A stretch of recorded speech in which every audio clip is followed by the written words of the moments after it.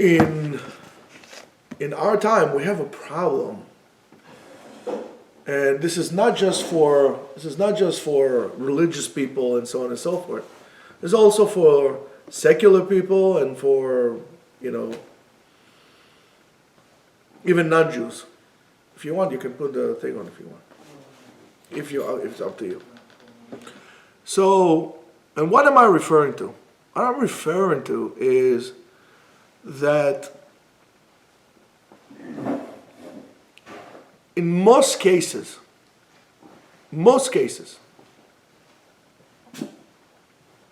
we lose our kids before we even have them.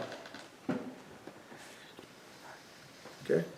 I'm going to say it again. Here, come here, Eitan. I'm going to say it again, just for Eitan, so you can... today's taken forever. We lose our kids before we even had the kids. And how do we lose the kids? We lose the kids by having our kids plastered to social media. Once your kid has gone there, it's basically how deep is the rabbit hole.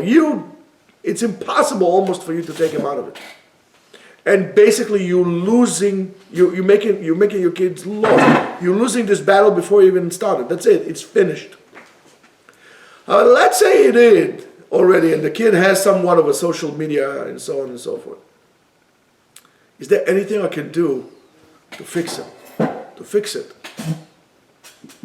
How can I turn my child from a whining wussy to a man? Well, one way to go is really to send your kid to the military. I'm a big advocate of sending your kid to the military. However, we don't have a draft anymore, and you could really see, and I mean, that's for me, you can say whatever you want, that's the way I see it. Since the United States had stopped with the draft, the United States has started to go really quickly down. So what is there to do? Let's say you're a father. What is there to do? Can I just force my kid to learn Torah? Could I tell my kid, sit down and learn Torah? No, it's not going to happen. So we all know, yes, you should set yourself an example so the kid will know what to do. But you can set all the examples in the world. The power of the peer pressure and the power of social media will overcome your example, even if you'll be the best example. Yes, even if the kid will be very proud of you, he cannot be proud of you. Maybe he will use you as a trophy, but no more than that. So what is there for you to do? What is there for you to do is very simple. Send your kids to learn martial arts. They have to learn discipline. The biggest problem that social media is presenting is mainly through lack of discipline. Not having discipline. You could sit there unaccounted for hours. It doesn't teach you to acquire something, to work in order to achieve. Social media does not teach you to work. The United States, America, was built on working. Every place that is functioning was built on hard work. And in order to put hard work, you need to have the discipline to do it. Today, as you could see, nobody wants to work. Everybody wants money. Nobody wants to work. So you need to send your kid to martial arts. Now, it doesn't make a difference if you're sending your kid to judo, or you're sending him to jiu-jitsu, Brazilian jiu-jitsu, Portuguese karate. I don't care what it is. It has to be martial arts. When the kid starts to learn martial arts, he learns discipline. He learns something else also. He learns how to lose. Most of us don't know how to lose. Most of us don't have respect to our enemies, or to the person standing in front of us, fighting or whatever it is that you do. Yes, you should have respect even for your enemies. Of course, the guy who's sparring with you is not your enemy. But you need to learn how to lose. Don't be a big baby who cries and whines all the time.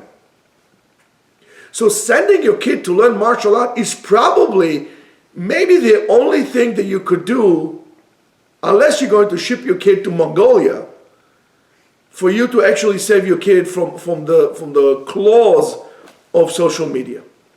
However, there's even a greater way to do so, is if you will do it as well, together with your son or together with your daughter.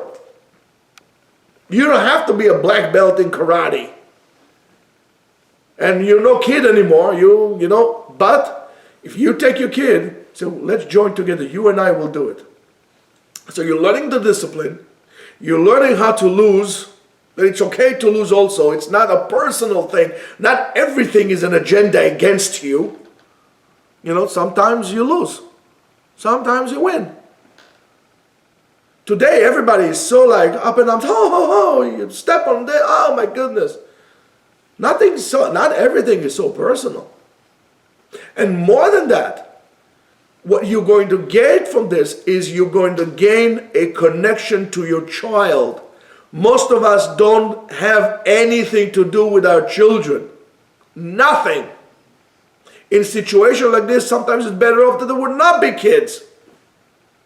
Or maybe you would not have parents. Because this will strive to have one. So a great idea would be for you to sign up in your local dojo. Make sure it's a serious one that will teach you and your son to do kata, to give punches, to go like this, to work hard. And then you can encourage one another. Your son will be encouraged that his father is doing that. And now the father would feel obligated to do it also. Because that's called investing in your child. And after you develop this means of communication between one another, that you guys go together to the dojo and you work out and you succeed and you become very proud of your son, that you went from white belt to yellow belt to green belt and you know whatever it is. And all of a sudden you can come to your son and he said to him, listen buddy, you know we've been doing karate already for like 2 years together. You want to do daf yomi with me? How about that?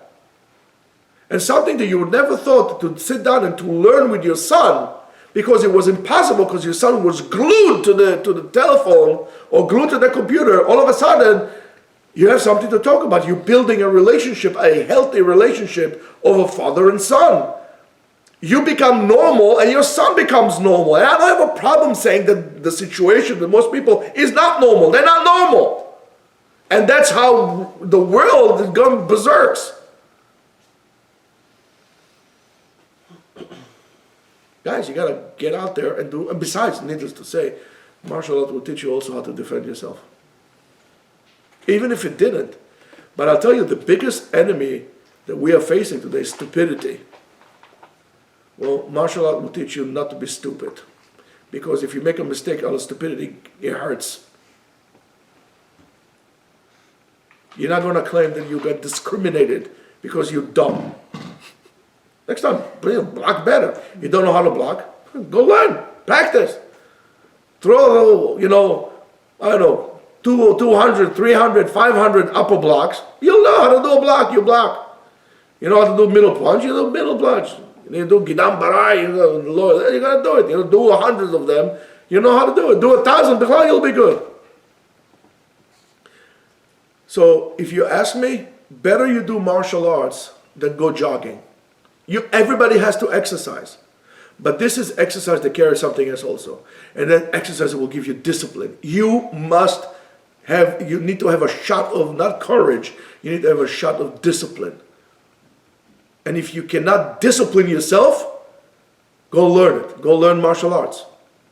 It will give you the discipline you need to actually achieve something, maybe for the first time in your life.